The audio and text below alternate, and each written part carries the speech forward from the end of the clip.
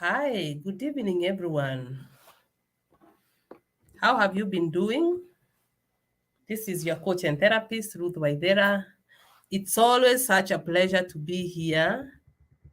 Uh, it's a live, it's a Saturday. I hope you are enjoying your weekend. I am hoping I'm with someone. Can someone tell me if they are live, if there's somebody with me here tonight?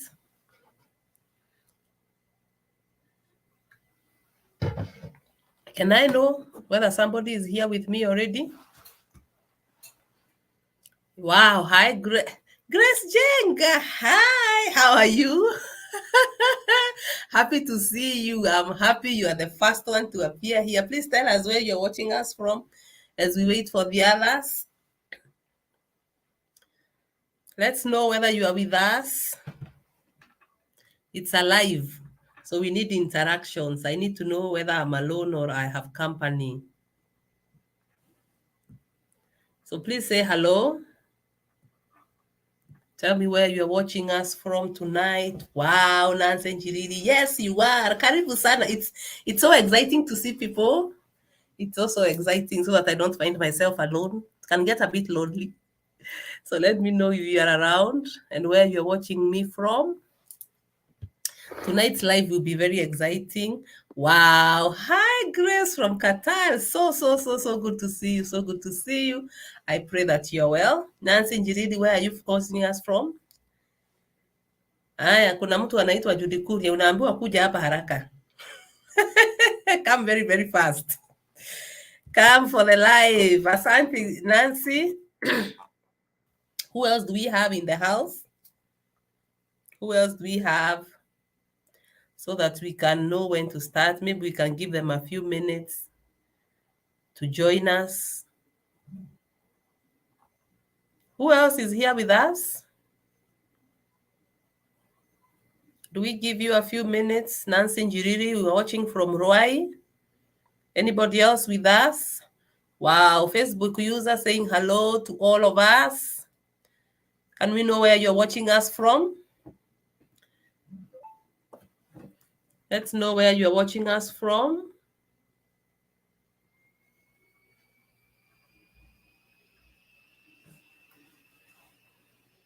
Yes. Hello. Do we have somebody else in the house with us this evening? Let's give them a few more minutes to join us. Say hello when you come in. Let's also know where you are watching us from. We have Esther who is watching from Nairobi. There are people who Grace is calling Helen Kamam. Eunice Mukangu. Grace Jenga is inviting you. Please join us. And when you join us, let us know that you have arrived so that before we start our learning for today, we have a session. A Facebook user is watching from Nairobi. Who else is here with us? Say hello before we proceed so that we know that we have a quorum. Do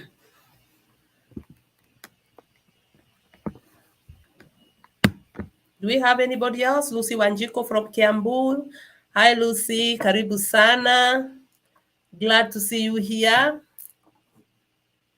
Another Facebook user. Hello. We are happy to see you. Please tell us where you're watching us from. It's important to know where you are.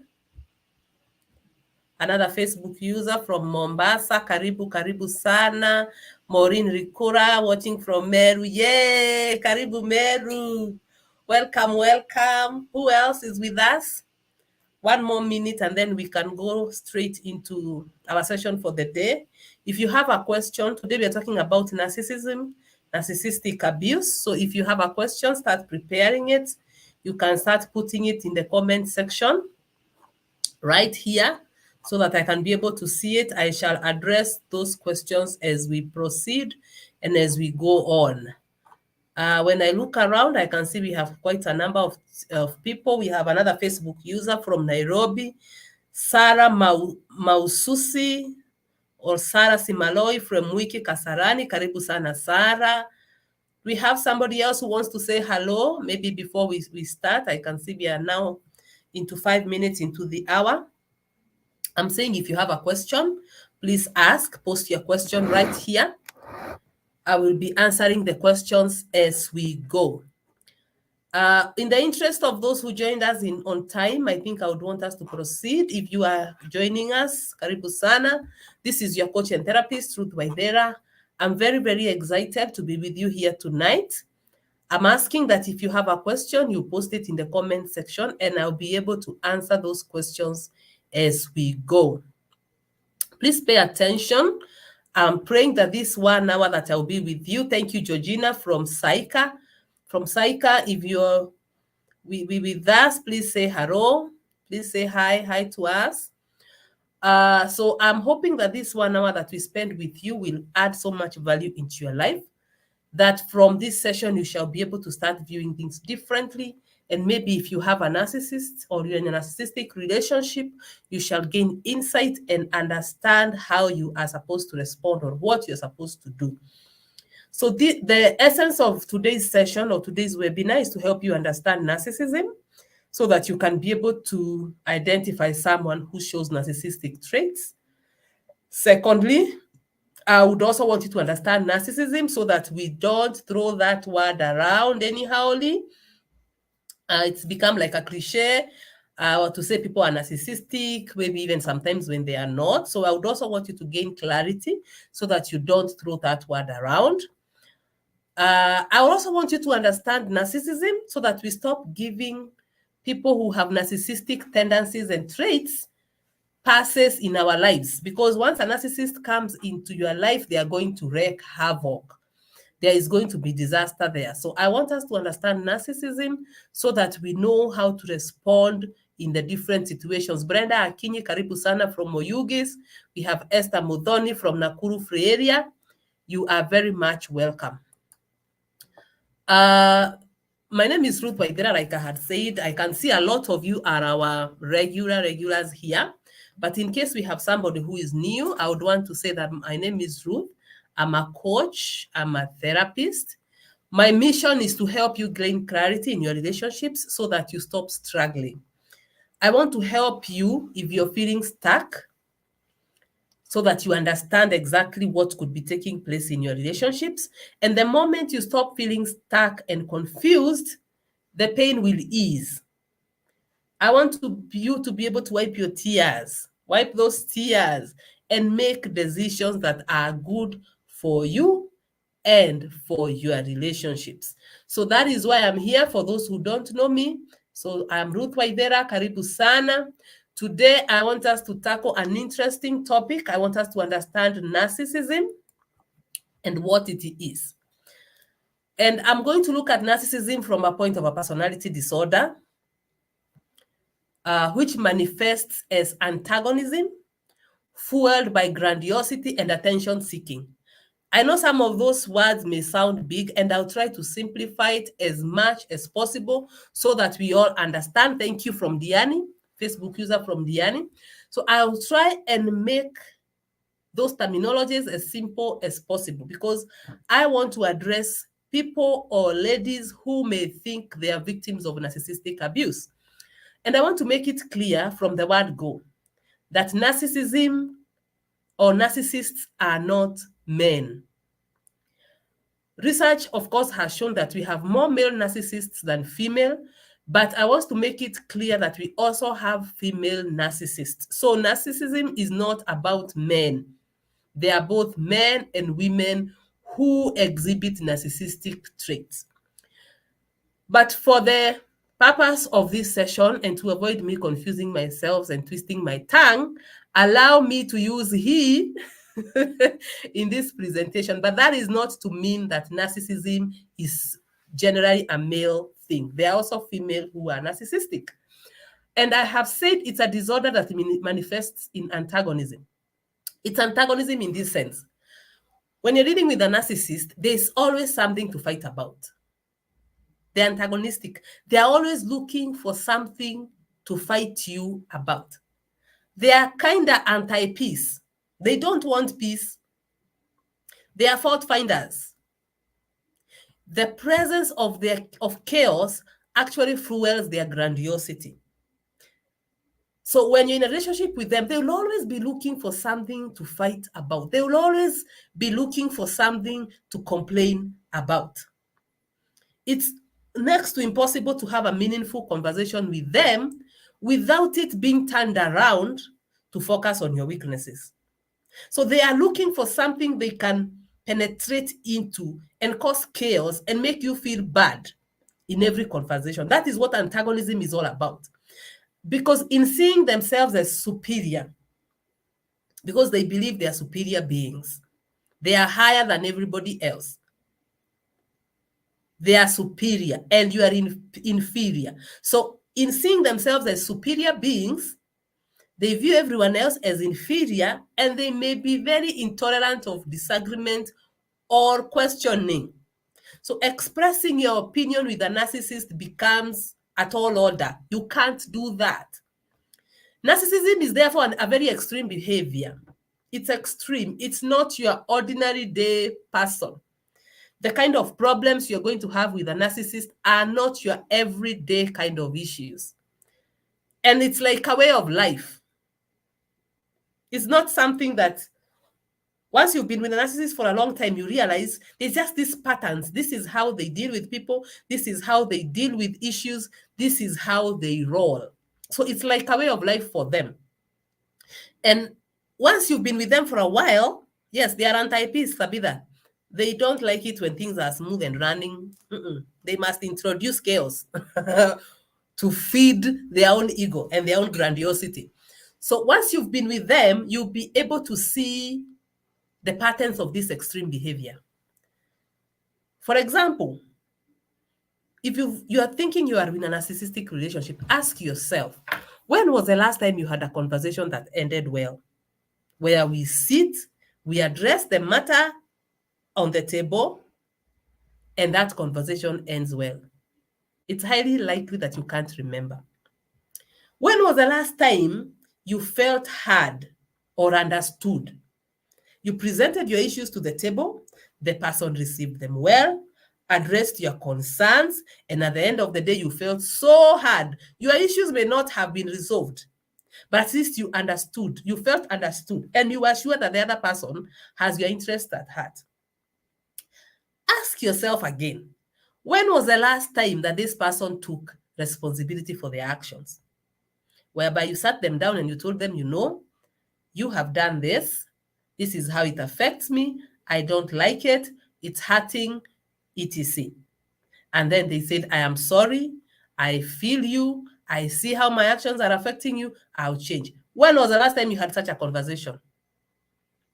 If you can't remember, you probably are in a relationship with a narcissist. Do you feel, or do you get this feeling that the relationship runs on their terms? It's either their way or the highway. There is no space to accommodate another person's opinion. There is no space to accommodate another person's feelings. No space. If that is how your relationship feels like, you're most probably dealing with a narcissist. And do you sometimes get this feeling that this person reasons like a child? Here we are having adult conversations, and then this person just takes a trajectory and starts steering this conversation to directions that are just childish. Paka, you are like, I can't deal. And as this person keep getting into affairs, one after another, you have lost count of the number of affairs that this person has had. If you're answering yes to those questions, you are most probably dealing with a narcissist. And I want us to keep talking. I'm seeing we have been joined by Dolphin Okere from Mumias. Karibu sana. If some of these things ring true for you, please let me know in the comment section so that we can keep talking. So before you say somebody is a narcissist or you brand them narcissistic, please check the persistence of the behavior. And that is why I'm asking you, can you remember the last time? Because when you're dealing with a narcissist, there is this pattern that keeps on showing over time. Then you realize, you know what? Something is wrong. I thought we were just dealing with normal relationship problems, but the way this thing is going, there's something that is not right. So narcissists can fall in love, but they don't fall in love for the reasons that the rest of us do. A relationship with a narcissist is parasitic. There's a parasite and there's a host. Those are the things we were taught. Parasite and host. They will be the parasite. You will be the host. They have no capacity for reciprocity, and reciprocity in relationships is key if a relationship is going to be healthy. So narcissist has no capacity for reciprocity. They'll take. Whatever they give you back is pain, tears, disease, confusion, and all that. Narcissists are normally looking for somebody to exploit in some way. Somebody to exploit. So they're not there for the same reasons that you are. And I normally like to say a relationship with a narcissist is a con game. You are being conned. You're being conned of your life. You're being conned of your love. It's a game. If you're married, you are the only one that is married. You are the only one that abides by the rules of a marital relationship. A narcissist won't. And the relationships will crumble once you start becoming boring, and you will. After some time, when the excitement of the relationship wears off, the narcissist starts to find you a bit boring. And one of the reasons as to why they find you a bit boring is because they have also identified a shinier object, somebody who is more appealing with you, and they will start running towards the other person. Then now you start to feel like you've been abandoned in a relationship, because love for them is quite at a surface level. There's nothing deep. There's no depth. No, there's no depth. There's no there's no commitment. So this kind of relationship becomes very uncomfortable and empty for them over time. That is why you find, maybe even if you are married, this person has left the marriage emotionally, they have left the marriage sexually, they have left the marriage psychologically, spiritually. The only thing that is there is physical. And their presence physically is also serving them in one way or another. So karibuni sana. If you feel like we are touching on what it is that you're going through, please put it in the comment section. Let me know how this is going for you. Dorcas from Ruaka, welcome. So the signs in the early stages, what we call the red flags, they are very deliberately subtle. Subtle means they are quiet. The red flags could have been there, but the narcissist makes them so silent and so quiet because they are being patient. They will give you the kind of a relationship that you need. They will feed you with everything that you need. That relationship at the start will feel like it is too good to be true, because it is. You will have this perfect guy, this perfect lady. You will have a perfect relationship. I have had many people who are married to narcissists say they can't believe who this person has become. Yani, the person they dated and the one they are living with are completely different. Totally. It's like day and night, or heaven and earth. You can't compare. This person did not change. No, they didn't.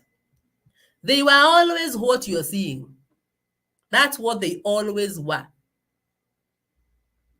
But some of them makes those signs and red flags very silent, because they know what they want. You are thinking it is love, it is relationship. Them, they know what they want, so they can play that game for a while.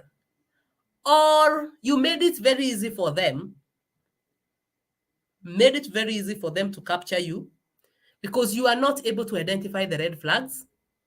That is one way. Number two, you thought you could change them. You could see their issues, but you are thinking, once we get married, this is something that I can deal with. This is something that if I do this, they are likely going to change. So you thought you could change them. Or you are in a hurry. You're in a hurry to get in a relationship. You're in a hurry to get married. So you jumped into something, seeing the red flags. You could see them. But then you also maybe thought these are just normal things. You listen to the society and the people telling you, this is how men behave. This is how I don't know. It's just his background. So you jump in. Or you have other hidden traumas that made you an easy target. Maybe you have adverse childhood experiences that just makes you an easy target for manipulators, because the whole narcissistic game is a game of manipulation. This person manipulates 100% of the time. So for them, it was all a game, and they removed the mask at the appropriate time. Once they knew they had you where they wanted you to be, they are going to remove the mask, and the kind of a person you will see is a person you have never known. So I don't know up to that point whether we have somebody who has a question as I take some water. If you have a question, please put it in the comments so that we proceed together. Or have you learned something up to that point? What are we learning? Let me know what we are learning about narcissism up to that point. Somebody who wants to say something? Are we learning something? Maybe I can proceed on to how narcissism manifests. So if before you say somebody is narcissistic, these are the things that I would want you to look for. Lack of empathy is high on the list there. What is empathy? Empathy is the ability to emotionally understand what other people feel, what people see, and be able to see things from the point of perspective of other people. For you to be able to live with people and to relate with them well, you must have some level of empathy. You must be able to feel people's pains, discomfort, needs. You must be able to feel them. But a narcissist will not feel these things. They don't feel your pain. You could be in great pain and they dismiss it. So a narcissist will be dismissive of your pain. They will be dismissive of your emotions. They will be dismissive of your needs. To them, that does not matter. It doesn't. You will go for classes and you'll be told, learn to communicate better. Before you communicate, start with the positive, acknowledge, appreciate, then come and put your problem. It doesn't matter for a narcissist. You will do all that. They will still dismiss your feelings. They will dismiss your emotions. For example, you catch a narcissist who is cheating on you, he will dismiss your pain. He will behave as if you're just making a big deal out of this thing. What is your problem? He will blow it. He will assume you're blowing it out of proportion. You're creating a mountain out of nothing, and he will not even stop. He will completely refuse to be held accountable. He doesn't care how difficult this situation is for you, how much it is giving you sleepless nights, how much it is making you sick. He doesn't care. He will simply refuse to admit the pain that he's causing you. He cannot be held responsible. You will lose a parent, a sibling, or even a child. They will be so unmoved about your pain. They won't. They'll not give you that shoulder to cry on or to rely on. They'll come with you for the burial. They'll take pictures because they are very superficial. Everything for them is about the public image. They will accompany you wherever you need to be accompanied. But as soon as that public show is done, you are on your own. Try and ask for support. They will be so cold towards you in a way that suggests to you, you know what, dear? Your mother died a month ago. Get over it. Why are you still mourning? Are you expecting me to support you? No, it's a burden. So they will never give you a shoulder to cry on. They will be so cold. So cold towards you until you start wondering, is the problem me or the problem is them? A narcissist will cause you unbearable pain. Unbearable. Things that an ordinary person will think 10 times before they can do to you. Then they'll blame you for it. They'll say you are responsible. If only you didn't do this. If only you were doing more of this, I wouldn't do what I'm doing. You're the one who is pushing me. They will always have a reason to blame you.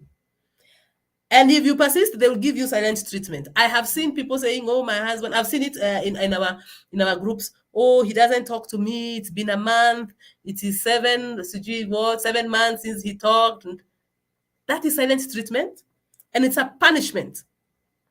It's supposed to be a punishment to you to remind you who the boss is. It's what we normally call passive aggressive behavior. I am showing a lot of aggression towards you. Tension. But I'm not going to be active. So I won't hit you. I won't scream at you. I won't shout at you, because if I do that, you can easily say I'm being abusive. So I'll go passive aggressive. I'll be quiet, but my silence is communicating. And that silence will confuse you. It will multiply your pain times 100. Silent treatment is one of their greatest weapons. Hi, Margaret Kemunto. Thank you so much for showing up. I'm so glad you're here. Karibu sana. So silent treatment is one of their greatest tools. So they'll use silent treatment to punish you. And in case you're wondering whether this kind of treatment is deliberate, yes, it is. It's not a coincidence.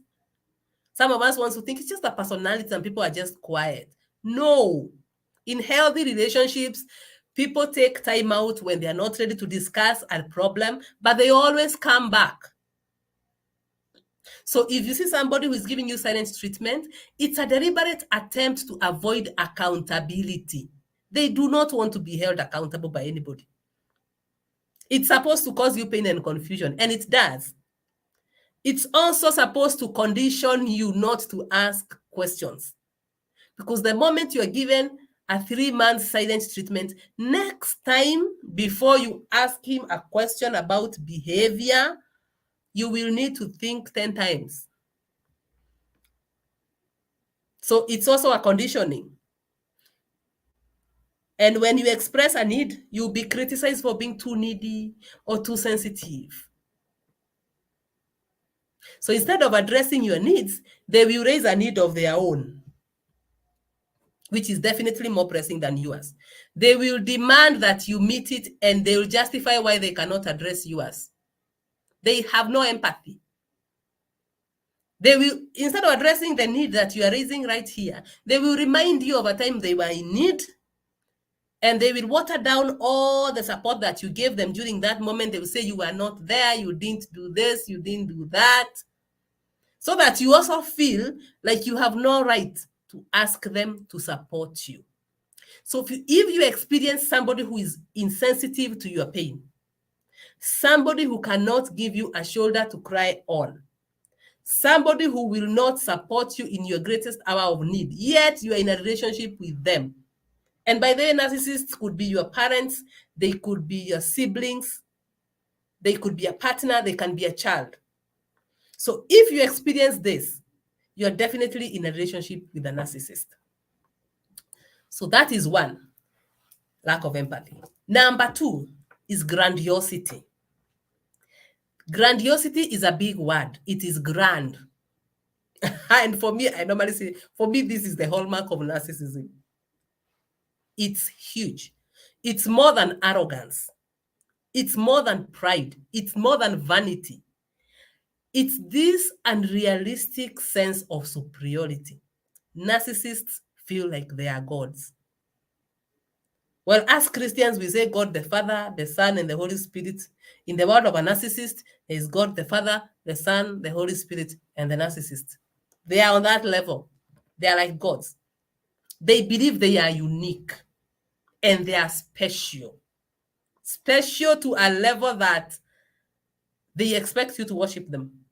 They are special. And they can only be understood by other very special people, not a mere mortal like you.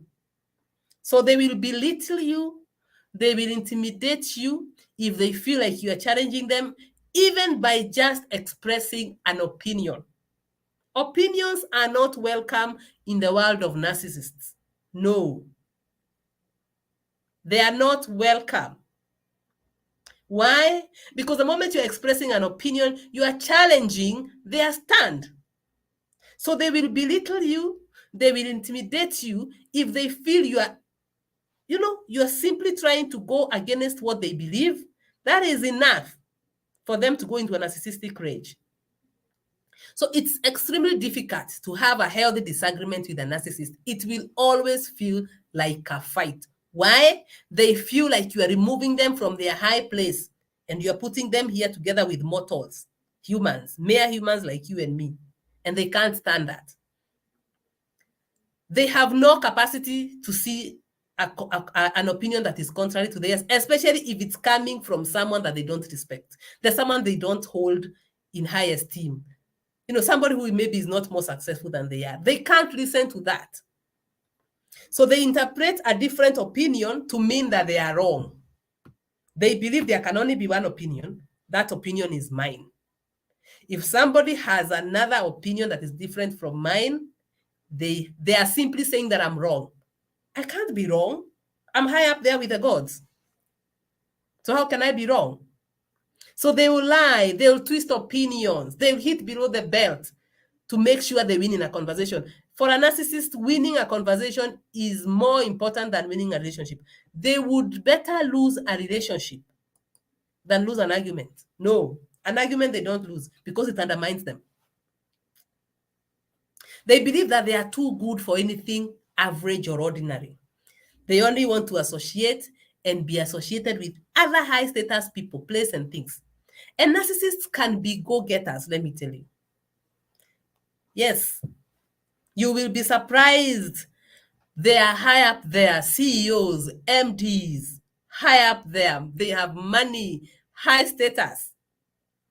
And they will keep telling endless stories of their achievements, their interactions with the high and the mighty. I met the president. The other day I had lunch with the CEO, this one. The other day I went to this. The other day I did this with the high and the mighty. And they'll tell those stories when it is not necessary, or when it's not necessarily true, or it is an inappropriate situation, just to paint this picture of themselves that, what, I'm not an ordinary person, so don't just put me down here with the motto. I interact with the high and the mighty. The other thing about their grandiosity is that they'll have an opinion about each and every subject. There is no subject on earth that they have no opinion about. They will argue with you on subjects or on matters that you're an expert in. If you're a doctor, a narcissist will have better opinions on medication and treatment and diseases more than you do, and they don't expect you to argue with that. So they'll cut you short in conversations, interject, put their own things. Why? They know so much. So they'll have an opinion on each and everything. This will make it extremely hard for you to have a relationship with them. Grandiosity is also what makes it very hard for me, according to me, for a narcissist to seek for help. Because for you to go to a therapist or a counselor and admit you have a problem, there has to be some level of humility, which many narcissists lack. Grandiosity, they can't. How do I sit down and discuss my behavior issues? I'm a god. I'm superior. I'm high up there. So they have no capacity to self-reflect. They'll do something, move on. They don't care. They don't want to know how it affected people. They don't care who it hurt. They will just move on. And their lifestyle is mainly focusing on the public image. So they'll have flashy cars, flashy gadgets, homes, beautiful wives, beautiful girlfriends, anything that impacts their public image positively, they will have it. And their compliments for other people will be very shallow. You will accomplish something and everybody else is thinking how great you're doing, but the narcissist in your life will water that down. And if they give you a compliment, it will be a by the way. Then that conversation will be turned back into the accomplishments and how they are doing well and better than you. I'm seeing we have been joined by other Facebook users from Kiambu, Kitale, Karibuni Sana.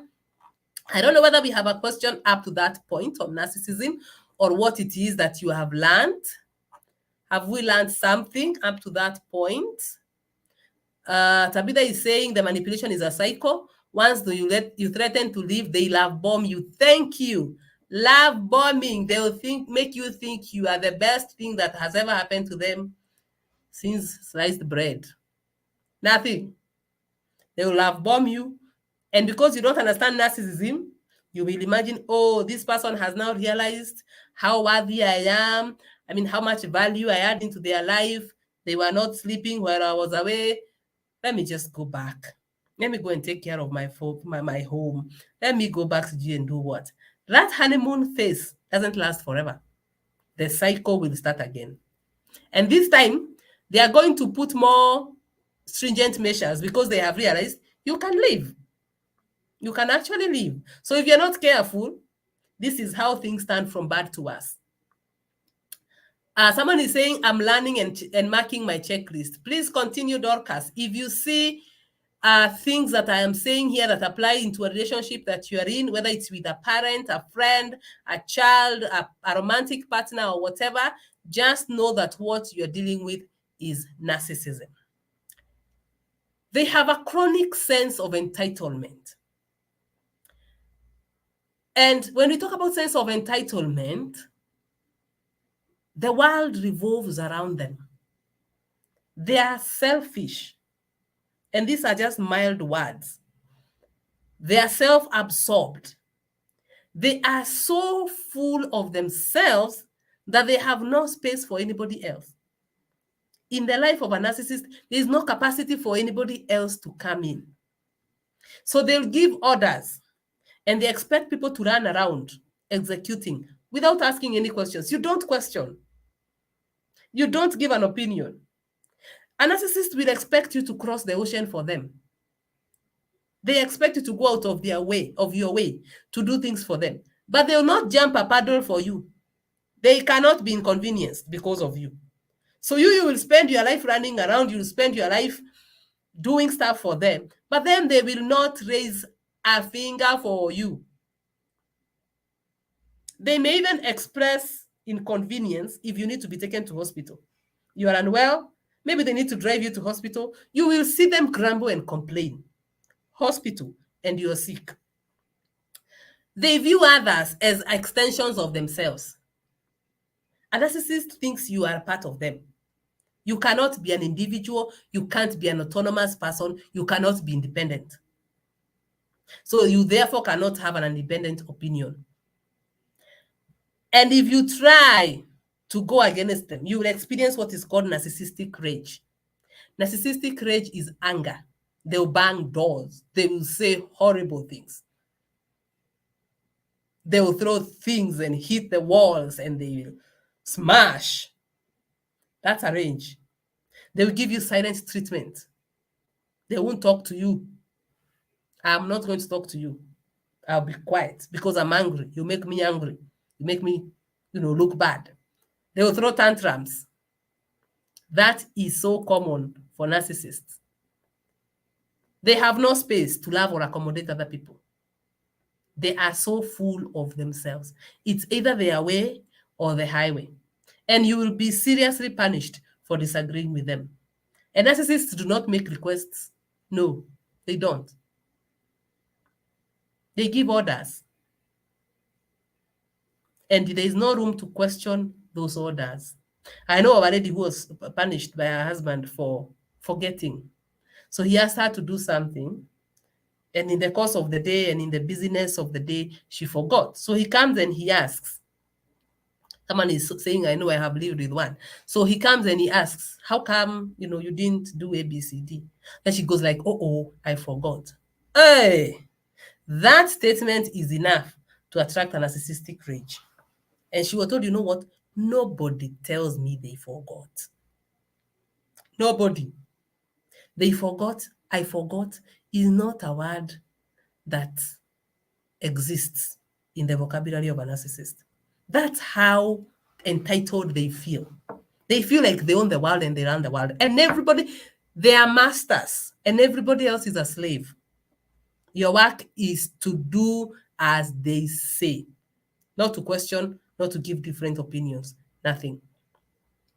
So when you're interacting with a narcissist, you are likely going to feel a lot of, how dare you kind of expressions. They may not be directly like that, but you will feel him or her expressing that attitude of how dare you? Who do you think you are? I'm the boss. I'm the master. And you are supposed to be a slave. Your work is to tend to me and to my needs. They will disrespect your boundaries and try to make you feel very, very guilty for setting them. And that is why I'm always talking about boundary setting. One way of making sure you remove these people from your life, you don't entertain them, is by setting your boundaries and sticking to them. If you set a boundary with someone, and instead of them respecting that boundary, they start making you feel guilty, they start telling you are sensitive, you're overreacting, they start giving you silent treatment, they get angry, that is a dangerous person. And that is why boundary setting is so key. It's critical in relationships. It's one of the skills that you must have if you're going to have healthy relationships. Because the psychopaths and the narcissists have no respect for boundaries. They'll crush those. So if you are very poor in boundary setting, you're an easy target. Narcissists feel entitled to compliments and praise. You must tell them how great they are, how awesome, how well they are doing. But you must never hold them accountable for anything. Never ask them a question that points at their behavior. Never. The only thing you're supposed to do is you are good, you are awesome, you are doing great, you are doing well. Never complain if they do something wrong. That's the only way you'll have peace. But is that a way to live? It's not possible to have quality relationships if all you're doing is bootlicking, saying yes, yes, yes, sir, yes, yes, ma'am. It's not possible. And a relationship with a narcissist will feel like you're dealing with a bully at one point because they really are bullies. That's what they are. They will bully you, they will harass you. And then in another moment, you feel like you're dealing with a child. So we have a bully and a child, and they can easily shift those two. They will harass you, then they will throw tantrums just to avoid accountability. If you make your if you stand your ground, they are likely going to attack you first by harassing. If you don't crumble, they'll throw tantrums. So once you understand these things, you know how to deal with them. You know what you're supposed to do so that you don't crumble. Another one of their traits is superficiality. Everything for a narcissist is a show. It's a show, it's a game, it's public image. They are not interested in quality relationships. Not at all, not even from day one. No, that's not why they get into relationships. They want relationships that make them look good in the public eye. They want relationships with the people who make them feel good. So everything revolves around them. So you are here trying to look for ways of making the relationship work, how we can be better partners, how we can have a more quality, enriching relationship. No, that's not their interest. No, they're not interested. It's about the show. And that is why they'll treat you like garbage at home. They'll go out with you and praise you in the presence of family and friends. When you're out there for family gatherings or in church, they'll even hold you close and say, this is my darling wife, this is my spouse, this is my husband. No. The moment you leave the public space and you come home, you are thrown back into the trash can because the show is over. We are done. So they'll wear whatever face that suits that situation. The moment you are done with that, they'll throw you back into the garbage can. Then they can pick you from there next Sunday.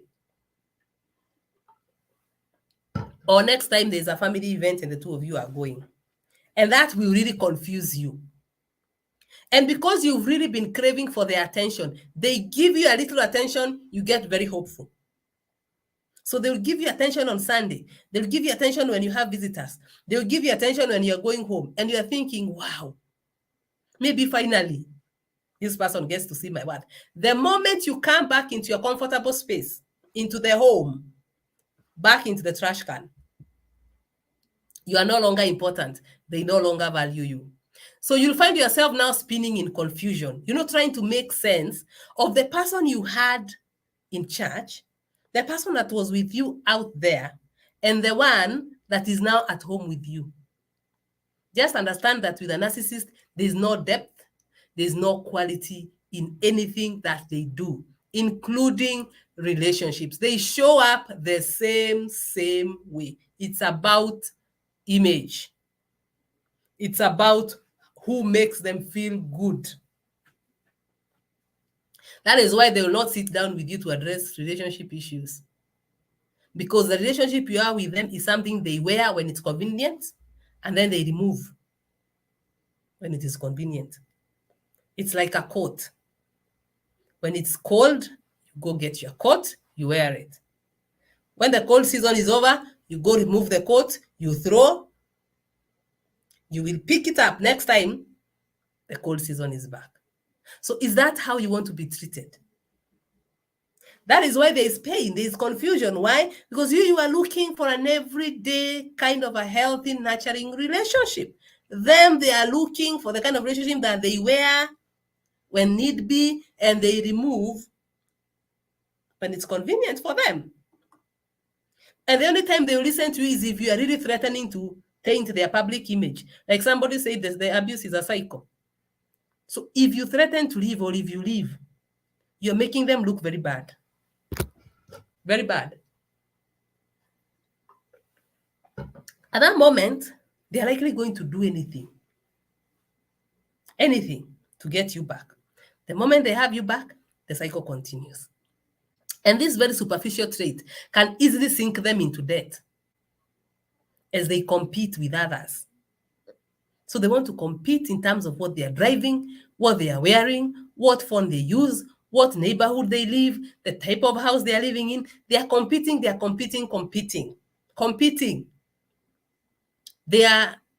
see their friend has this, they want, and they can easily sink into debt, because for them, everything is superficial, everything is about public image, and they are doing anything within their power to make sure that their public image looks good. A narcissist will also lie chronically, even when it's completely unnecessary.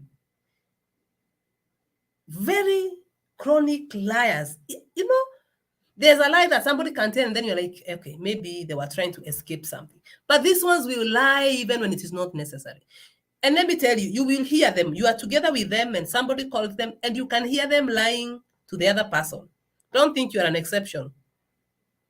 They lie to you in the same way, because for them, lying is a way of life.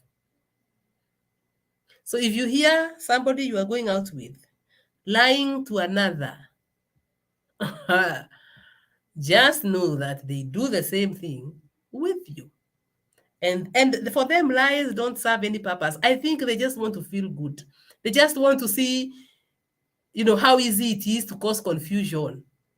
They just want to see you mixed with confusion and relief at the same time when they manage to escape through a lie. And they imagine that it's cool, it's smart, and it's a good thing to do because it gives them the kind of things that they want. They lie for a reason, to escape accountability. And they lie unnecessarily. You may be going home with them, maybe let's assume you're going where? To Nyeri. And their mother calls them and asks, mmefika wapi? How far are you?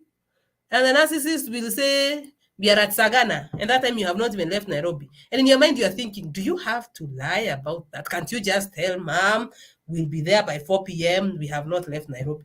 Is that a necessary lie? But they'll give it. So if you encounter the kind of a person that just lies unnecessarily, there's something toxic about them. And as we end, I want to tell you, please seek support if you feel you're dealing with a narcissist. I am trying to see through the comment section. I haven't seen somebody who, or there's somebody who has said they are living with one. I know, no, they are not living. Somebody has said, I know, I have lived with one. If you have lived with a narcissist and have experienced narcissistic abuse, seek support. Do not underestimate the effects that narcissistic abuse has on you. I have encountered a lot of people who will normally tell me something like this. They don't understand what happened to them. That before they met this person, they were happy, they were sociable, they were outgoing, they were high achievers, they were ambitious humans. Their life was in order. Everything was happening for them. But by the time they come to seek for help, they are like a shadow of their former past. They are anxious. They are depressed. They can't focus at work. They can barely get out of bed in the morning. They hate the kind of parents they have become. They are not liking how they are parenting their kids. Or some of them may realize they have these physical ailments that do not go away, even with medication. That is how bad narcissistic abuse can be. It can turn your life around in a very, very negative way. You will move from being ambitious. It will age you. Let me tell you, you look at yourself in the mirror, you are 30, 32, and you start to feel like you're looking like you're 50 or more. Because of how much it is sucking. I told you, a narcissist is parasitic. They are like a parasite. So they have the potential to suck life. They have the potential to suck energy out of you. And by the time they are done with you, you can't get out of bed in the morning. You can't. They bring out the worst in you. They put you in a space that you don't want to be in. You become this nervous, anxious human being who is almost unable to manage their life. Why? Because they've been abusing you. Somebody is saying, I think I'm dating one. Scholar is getting goosebumps. Yes. Narcissistic abuse is bad. And I always tell people, we imagine that the worst abuse is physical, where somebody hits you. It's bad. That one is bad. And I'm not trying to underrate it. But a narcissist has the potential to kill you without ever hitting you. And you will die. They can kill you without ever raising a finger. And nobody can attribute your death to that relationship. Nobody. So if you think you're dealing with a narcissist, please seek for help. Because again, they target people with a certain mindset.